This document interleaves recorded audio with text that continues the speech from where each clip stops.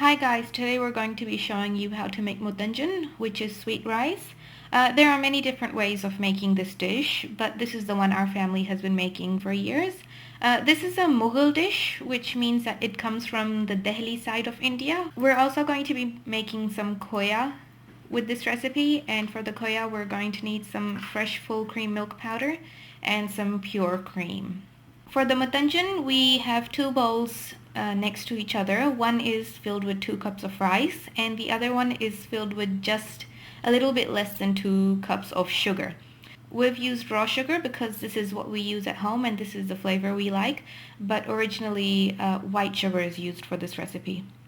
We're also going to need half a cup of crushed coconut, half a cup of almonds, which we've microwaved in water for 2 minutes and peeled. We're also going to need 2 tablespoons of marmalade, half a cup of sultanas or raisins, 1 to 2 slices of lemon, and food coloring. This food coloring you can get from any Indian store. This is, we've noticed, the best food color you can get, but this food coloring only has a few colors available like red, orange, and yellow. So for the green we've had to go buy a different brand.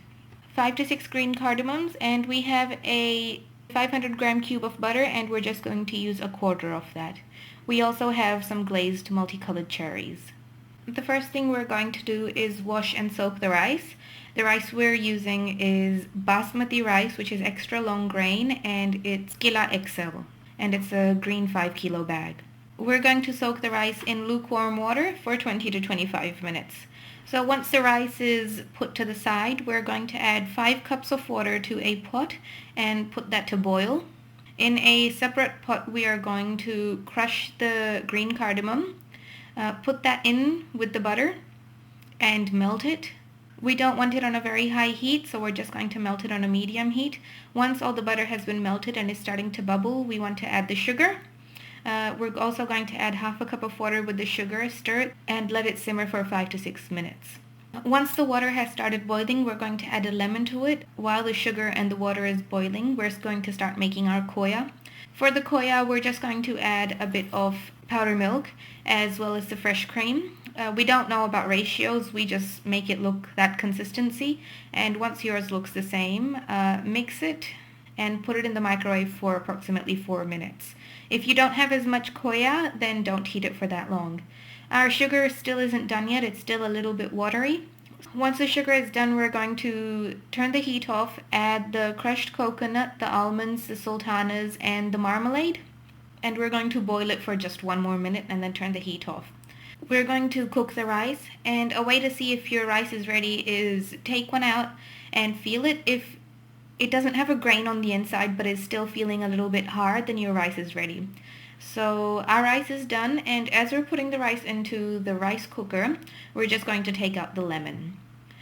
We're also going to add the sugar syrup on top, mix it, add the glazed cherries, mix it a little bit more, not too roughly, and we want to start mixing it from the side of the dish.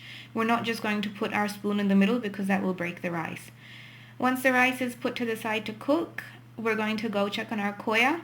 It was solid from the top but it's pasty from the bottom, so we're going to mix it and put it in the microwave for another 2 minutes.